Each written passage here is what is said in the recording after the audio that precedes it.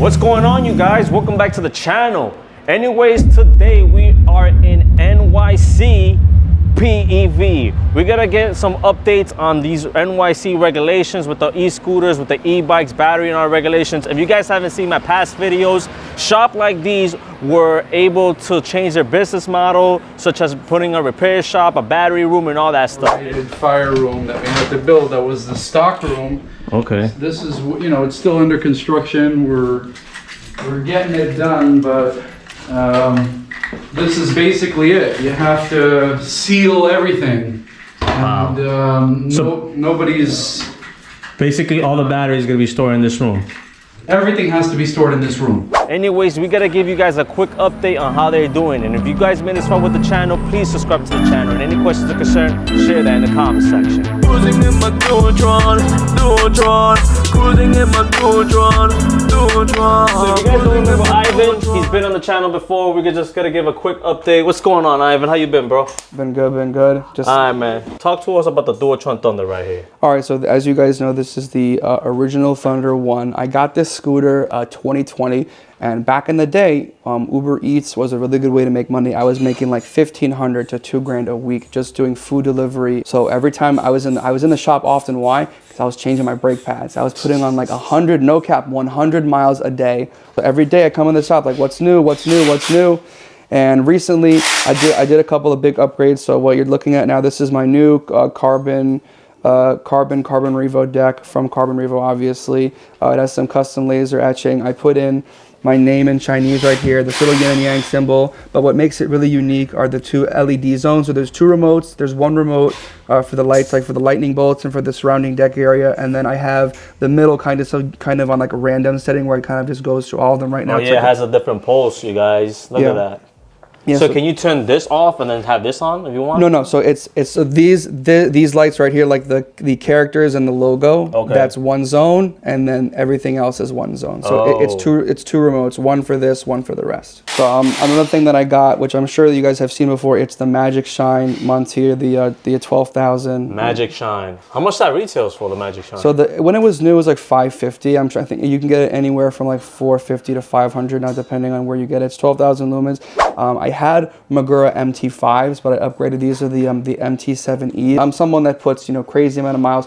This is the second iFile that I have right now. I have 9K. Oh my God. Yeah, that's not even that much because my previous one, I left it outside by accident and some rain got in it. 9K, yeah, bro? but this scooter is almost pushing 20,000 miles because I had 8K, 8.5. Hold on. Let's freeze for a minute. You got in total 20,000 miles? Almost 20,000. So I'm on this scooter? On this scooter, yeah. So how many times do you swap out tires already? So you lost count? The tires that I use now, so I was rocking with the PMT T41, but I have since switched over to the T40. Main reason being, so one thing that you guys don't see is that in this bag here, we have a 16 volt booster pack. So this scooter, if you look at the so it has a little bit less now, but I'm at 96 volts. At full charge, I'm at 103 volts. Okay. So this scooter will top out at around, I've hit 74 miles an hour. So typically, when people are putting batteries on their scooter, you have two kinds. You have like a range extender, which is giving you amp hours. So like this Thunder originally was a 60 volt, 35 amp hour pack, right? If it was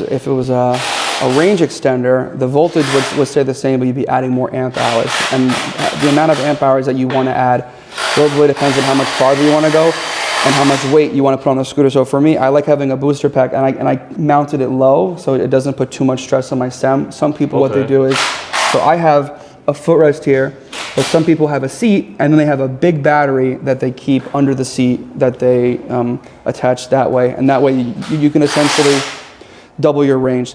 So now this scooter, because I have a Moly cell pack, I can support fast charging. So I have 2 ports. I charge it around 13 amps. So this is a custom battery pack, right? Everything. So wow. If you want to see something really cool, I can actually in real time. I have two profiles if you want to show them on the camera. So for instance, this is my 72 volt battery. Just give it a second to connect. It's going to show me the temperature of the battery. Oh wow! So I have 3 sensors. I can see the charging state of each of the cells. So you can see it has a current discharge rate of 0.4 amps. So for the people that are wondering, NYC has gone with regulation with the whole PEV community. We want to ask Ivan what he thinks about that. All right, so on one hand, I do understand why the city is specifically starting to make sure that everyone is riding safely for a few reasons. One, you have a lot of people that are riding recklessly, riding on sidewalks, riding the wrong way. But what's really upsets me is that everyone kind of groups everyone into like this general group of like scooter riders, meaning that the people on like the gas-powered mopeds and the ATVs, like everyone just kind of calls them scooters. Right. There's an overgeneralization, and then like so people look at me like, get that scooter the hell out of here. And like there's also just like a general ignorance. So people look at my scooter, like I had to fight in my building to keep. You had a fight in your building? They wouldn't allow it? No, they wouldn't allow it, and I essentially told them that I had to prove to them that I purchased a special UL certified battery that was in regulation with the newest laws and regulations, and that was essentially the only way that I was able to keep it. And just so everyone knows, the general law going forward now, it essentially restricts sellers. So me as a seller of scooters, I'm not allowed to sell anything that is above 100 pounds or that can technically go over 20 miles an hour. So that's why we've been focusing mainly on scooters. From the Segway lineup, I can pause, and if anyone's interested, this is definitely a scooter that I recommend. It's one that I own myself, the Max G2. The best feature obviously is the suspension, good speed, right around 20 miles an hour. But the best part about it is that it's waterproof. As amazing and fun as my scooter is, water is its kryptonite. I will not, even if the roads are wet. You won't even put this out there? Yeah, I mean, if I get stuck, I'll go very slowly just to make sure that I'm not spinning water up into the frame of the scooter. But it's like, I think of rain as like acid. This scooter, completely different story. It has an IPX6 rating. It can take pressured water from essentially any angle, which is the technical specification. I mean, in other words, you guys, this is a Toyota. Yes. Versus this is, you consider like what, BMW? Yeah, you could call this like a BMW, but super reliable. This for 95% of people, this is plenty of scooter. It's got great suspension. It's got I've ridden to and from Brooklyn with this. 22 miles an hour. It's fast enough. And it's low profile. No, it's super low profile. Yeah. It folds up very easily if needed. At the end of the day, we have to follow by the laws. I mean, the way that I think about it is that whenever I hear about my friends or people that I know doing dumb things on a scooter, it's kind of like when you're a student and you're go visiting another university, like you are a representative. Yeah, you're a representative. So the way so if you're like riding on a Dualtron, think of yourself as like a part of the Mini Motors Club. So if you're out riding like an idiot, getting into trouble, that makes that to me hurts our brand. You know what I mean? Yeah, that's true. If you're doing reckless stuff out there and you're riding Dualtrons. Yeah, people have to have a stronger sense of individuality when people ride recklessly because they think that it doesn't affect anyone, but by you riding like that, you're only hurting yourself because it's only going to be a matter of time before you hit someone or you hit someone important and then they make us think about it.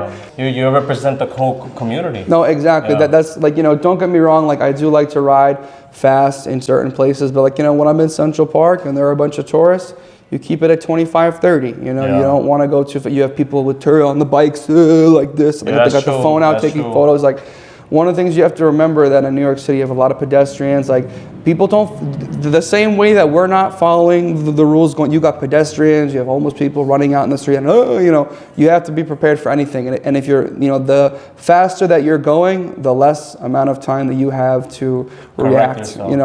And a lot of these people, especially in the cars, they're not, a lot of the drivers are not from the city. They're not used to seeing people on a Dualtron going 40 miles an hour, keeping up with them in traffic. They don't think about looking over their shoulder or, making that left-hand turn when there's a bike lane and you have bike lane. That's a big problem. Yeah, always remember, you guys, when you're riding these high-end performance scooters, it's a privilege at the end of the day. But you also need to take accountability. You're also representing a community out there. Yeah, 100%. Like that's why, like you said, we have to appreciate it because like when my building said like no more scooters, that's when like the shit started to feel real. Like, wait a second, like all this freedom, and I felt like I wasted all this money for nothing if I can't keep it. Everyone's like, oh, sell. I'm like, I'm not selling. I'm like, I'll never, and I know I'll never get money that I put back into it, but I never, but I don't want to sell it, even if someone wants to offer me.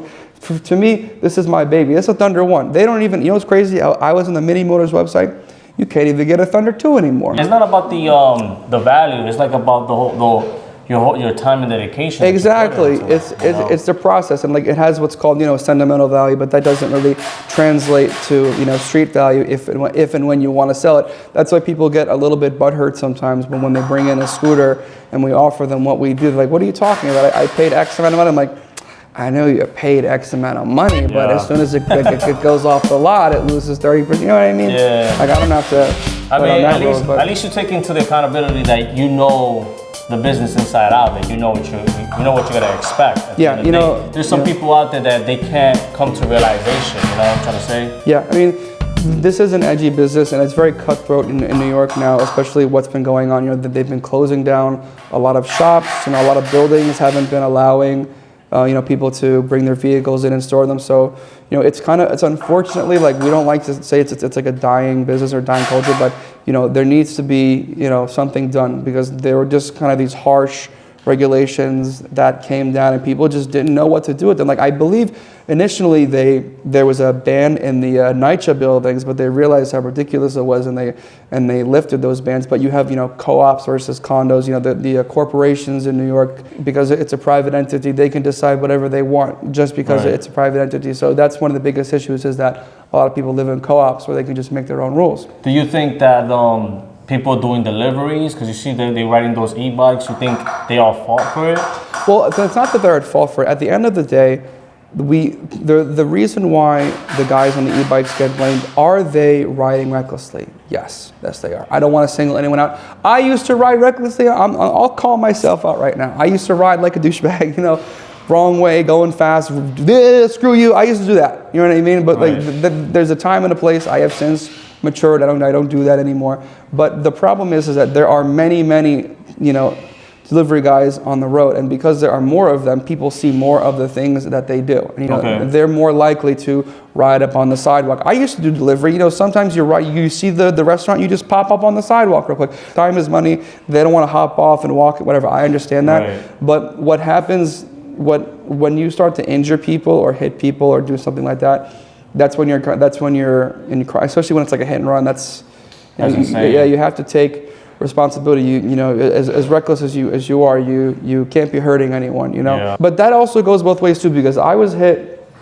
on this scooter a few years ago, and I broke several bones, and you know, I also saw the other end of the, you know, insurance game, and how they didn't want to pay me out, you know, despite, you know, me being the victim. You know, it's whenever money is involved, guys, is ruthless in these streets. Never forget that. Whenever someone wants to get paid, whenever, like, let me tell you something. I was hit in a hit and run accident, and that changed your life. It changed my life, and not for the better. It turned me into a savage. It's a matter. It's not a matter of if. It's a matter of when the accident is going to happen. Absolutely. We always tell people, like, it's never you. You know, there's always going to be a bump. There's always going to be a car at nighttime.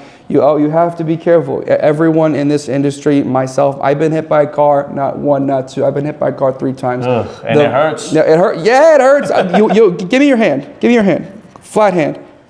Ooh. You feel that? Yeah. You feel the crunching? What does it feel like? A bag of Doritos? Yeah. It feels like a bag of Doritos, right? I broke 4 ribs on this side of my body. My lungs collapsed. I was addicted to vaping at the time. I Uber Eats vapes into the hospital. I hit that shit. I felt it go somewhere else. Oh my God. I'll never, because it was mint. I felt it. I felt it. I felt it go somewhere. That it helped me quit. I don't vape anymore. I mean, congratulations, bro. Oh man. But anyways, again, you guys, just try to ride safe out there. The regulations are in place because it's getting out of hand, basically. It's getting out of hand. People are taking advantage. I mean, New York people are ruthless out here. It's a concrete jungle. Yeah, it's a concrete jungle. But at the end of the day, we all live here. We have to learn to love and respect each other. Exactly. You know, you better enjoy it while it lasts, because God forbid one of these days they're gonna start taking them away, and I'm not gonna give mine up easily. I'm not. Hell no, you're not taking my scooter. Of course. Right. Anyways, if you guys been as far with the channel, please subscribe to the channel. Any questions or concerns, share it in the comment section. Again, thank you so much, Ivan, for letting us come in once again to NYC PEV. Anything you want to say before we end the video? Great to meet you guys. Talk to you guys again. Feel free to come in if you want to. Don't feel like you have to spend money to come here. If you just want to come, chill, grab a drink, you're always welcome. Cool. Anyways, you guys, again, ride safe.